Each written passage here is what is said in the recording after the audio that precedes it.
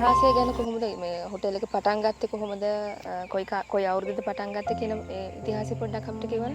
හොටලේ ඉතිහාසය ඒක ගත්තාම අපි ඇත්තටම සුනාමියෙන් පස්සේ 2005 තමයි මම මේ හෝටලේට කම්පැනි එකකට අපි ආයතනය රෙජිස්ටර් කරලා ඒ වැඩ කටයුතු මූලික ආරම්භ කරේ 2005 අගෝස්තු මාසයේ.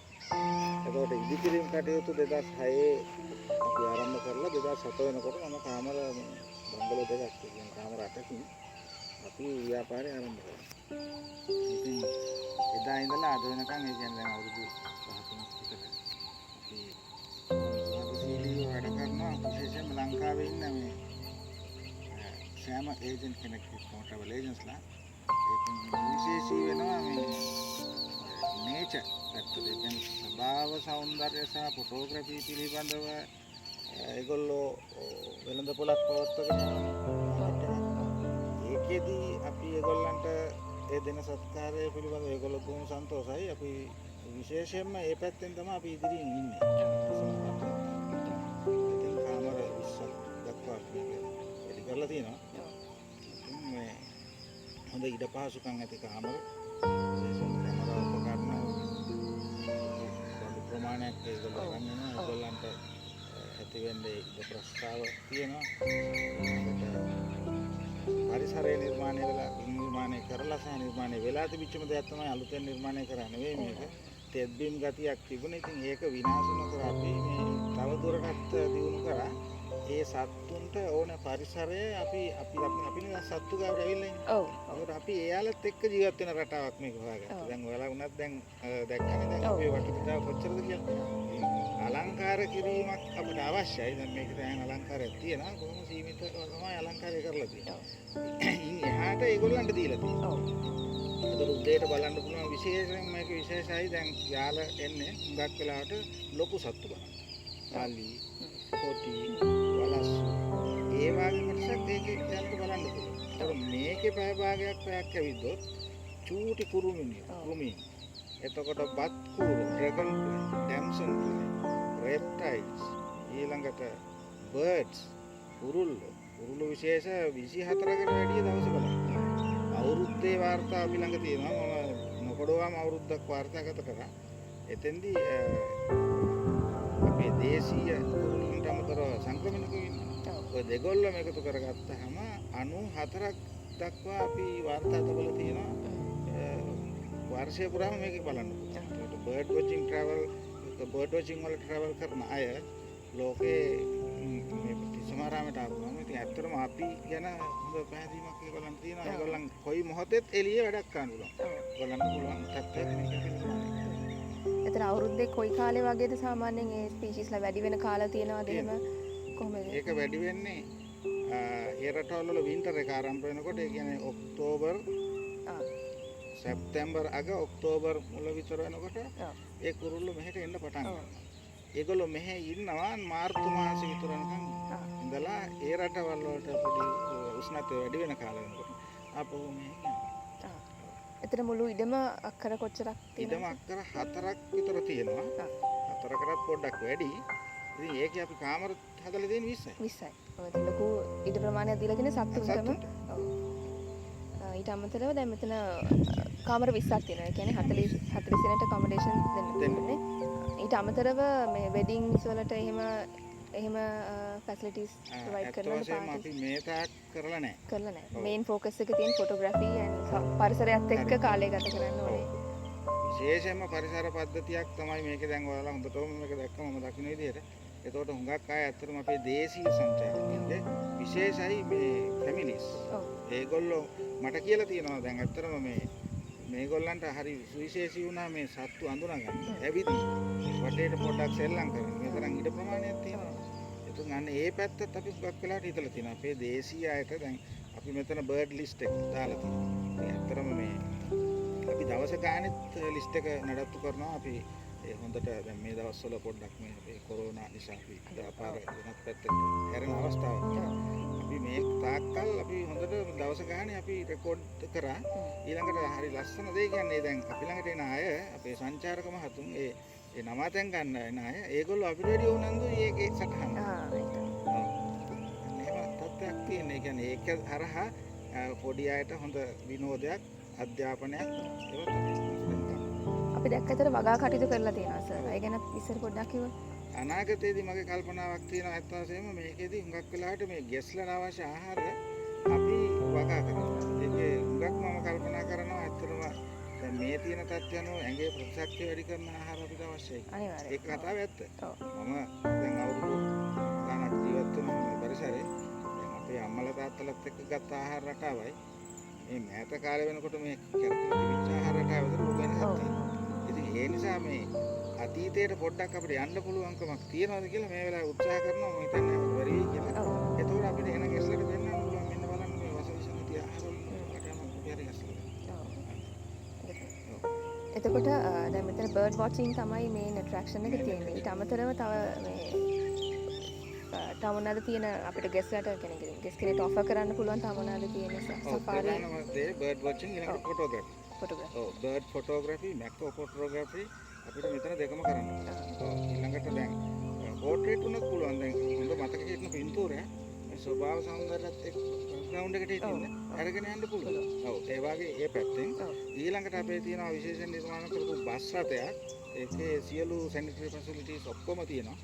ඉතින් අපි ඒකෙත් ගෙස්ලා අරගෙන යනවා මේ ළඟ නැෂනල් පාර්ක් එකකින් මෙහා තියෙන බෆර් සෝන් එකේ. Yala national park. Yala national park එක එතකොට බූන්දල නැෂනල් පාර්ක් එක අතර මෙහායින් තියෙන බෆර් සෝන් එක.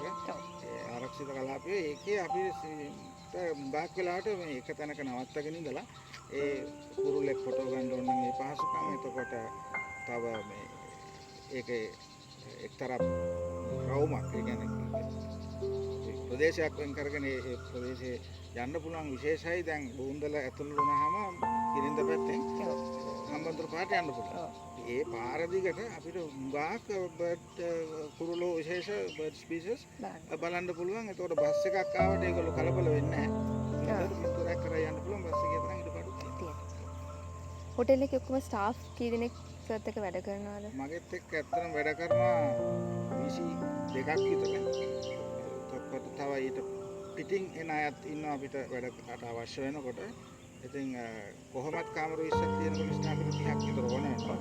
ඉතින් ඒක සීසන් ඔෆ් සීසන් වෙන නිසා මම මැද්ද ගත්තොත් අපි 22ක් 23ක් මුළු අවුරුද්ද පුරාම. එතන අනාගතයට දැන් තව ඉම්ප්‍රූව් කරන්න ප්ලෑන්ස් මොනවද තියෙන්නේ මේ සැලසුම් කරලා තියෙන අනාගත වැඩසටහන් ගැන කිව්වොත්? අනාගත වැඩසටහන් ඇතුළත මූලිකවම කියන්න පුළුවන් කෘෂි කර්මාන්තයට සම්බන්ධ වෙන සංචාරක කර්මාන්තයයි කෘෂි කර්මාන්තයයි දෙක එකට එකතු වෙලා යන්න පුළුවන්ද කියන එක තමයි දැන් අපි මේ හොයලා බලන්නේ. ඒ කියන්නේ ඇග්‍රෝ ටුවරිසම් දැන් ඒකට කියන්නේ. ඒක මෙච්චර කලොත් දැන් මම අත්දැකීම් තියෙනවා. මම 1990 තමයි සංචාරක ව්‍යාපාරට මුලින්ම තුල්ලුනේ. ඉතින් මම ඊට පසු කාලීනව ජර්මන් කතා කරන මාර්ග උපදේශකයෙක් හැටියට ජර්මන් ස්පීකින් ටුවර් ගයිඩ් කෙනෙක් හැටියට කාලාන්තරයක් වැඩ කරා. ඊට පස්සේ සුනාමියෙන් පස්සේ තමයි මේ ව්‍යාපෘතිය මම ආරම්භ කළේ. ඉතින් මම දැක්ක දෙයක් තමයි දැන් මේ වෙන රටවල් වලත් හුඟක් වෙලාවට එහෙම ක්‍රමවේද තියෙනවා. ඉතින් අපේ රටේ තාම ඒක උත්සාහ කරද්දි මම හිතන්නේ ජෙට් ට්‍රැවල් ටුවර්ස් ඒගොල්ලෝ පටන් ගන්න තියෙනවා. මම දැක්ක ඒක ඉතාමත් සාර්ථකයි. ඉතින් අපිත් ඒ වගේ මේ පොඩි ප්‍රමාණයකින් මේ ආරම්භ කරන්න බොහෝම කැමැත්තෙන් ඉන්නවා. මම හිතනවා මෑතදීම අපි ඒක ආරම්භ කරමු.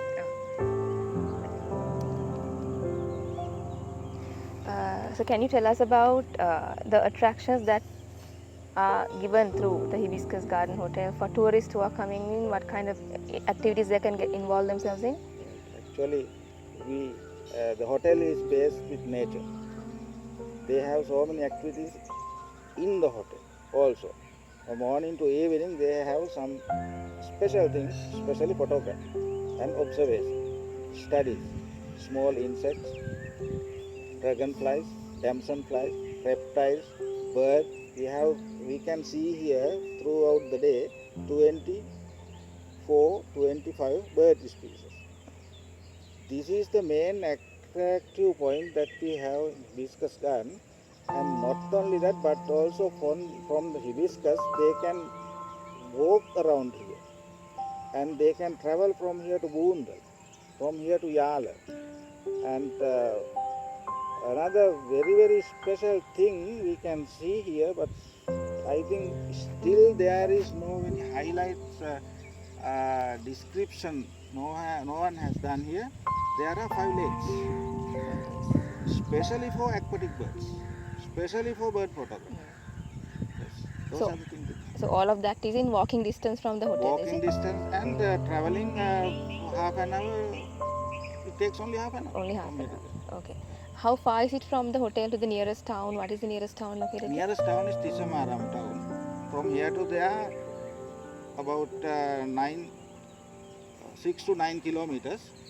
About 15 minutes journey. Journey. And can we arrange for safaris and camping tours also at the hotel for tourists who are willing to participate? Yes, of course. We have a special program called Camping Journey.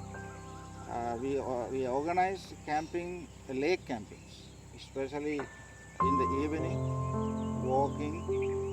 That means photo trekking, go for the sunset photography and bird photography. And in the evening, we organize barbecue dinner at the lake. Very quiet places. We have some selected places, and overnight as a camping. All facilities are there with us. And early morning, sunrise photography, and early morning bird photography. Fantastic. And come back to hotel, and they can relax your pool, see.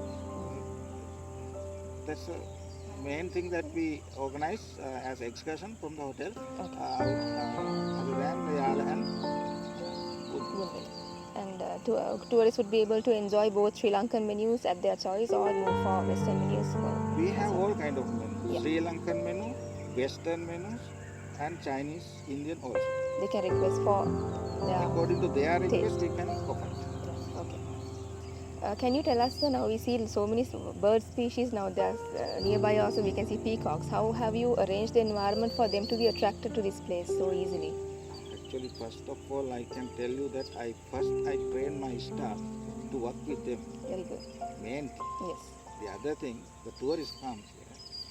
He can see there is something special here.